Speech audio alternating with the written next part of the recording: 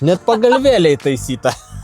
Vakaro žvaigždė, naujasis Škodos flagmanas, elektromobilis Škoda Peak.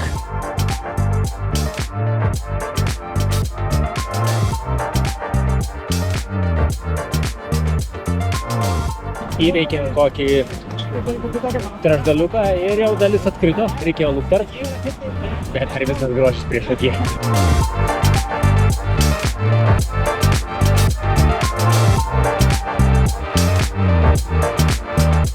Sunku buvo?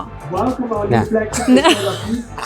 Aš galvoju, kad po žmonelę motyvuotas užminti kalną. Stengiausi nepasiduoti. Ir ypač kai yra 4 kartus Tour de France galėtų mina šalia, tai... Bet aš mačiau, tu visada priekilbė. Ne, aš nepasiduosiu.